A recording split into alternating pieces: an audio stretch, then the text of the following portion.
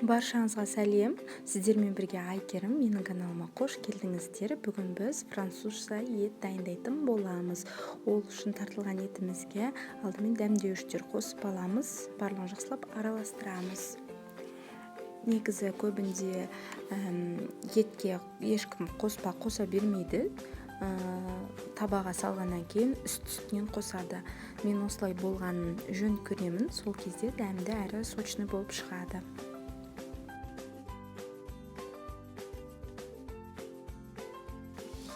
Сонан соң болгар бұрышын алып, жіңішкелеп осылай турап шығамын. Видеода көрсетілгендей.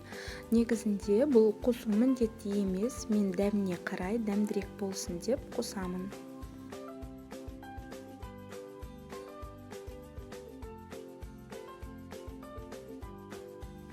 Пиязымызды да дөңгелетіп турап аламыз. Соң осындай үткішімізді алып, оның осындай пышақ бетін алып, картошкамызды өткізіп аламыз.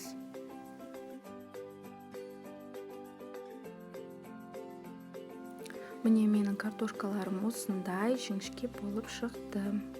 Сонан соң сыр қосамыз, оны да осылай төрт-бұрышты етіп, видеода көрсетілгендей турап аламыз.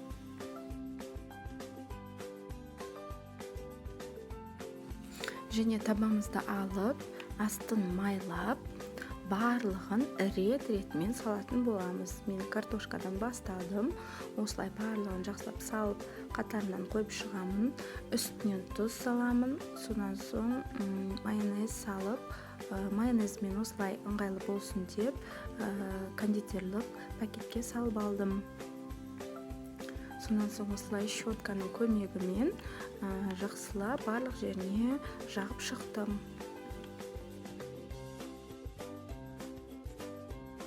Сонан соң пияз саламыз, болгар бұрышын саламыз.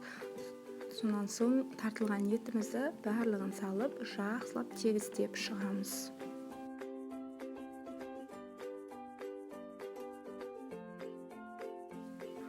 Етіміздің үстінен қайтадан майонезімізді сетка қылып салып, барлығын жағамыз. Осылай жан-жағына, сонан соң үстінен сырымызды саламыз.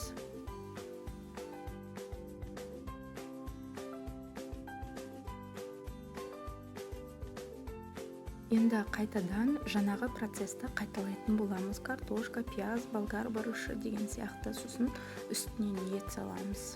Қайталап осылай шығамыз.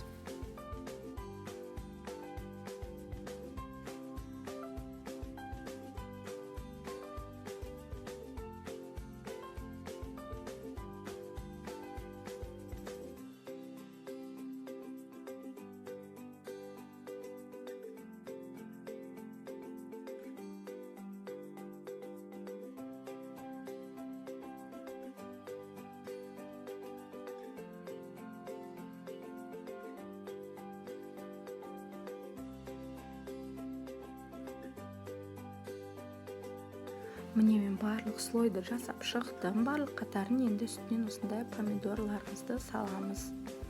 Помидордың үстінен тұз және мен кристаллик тұздығын салғанды жақсы көремін. Оны да салдым. Өте күшті табаққа дәм береді, қыздар. 180 градуста қызып тұрған пешімізге 1 сағатқа қойып аламыз. Сонан соң піскен тамағымызды алып, үстінен осылай теркадан өткізілген сырымызды саламыз. Тағы да 5 минутқа қоямыз. Міне менің французша етім дайын. Баршаңызға жасап көруге кеңес беремін. Өте дәмді болып шығады. Маған тіркеліп, лайк басуды ұмытпаңыздар, достар.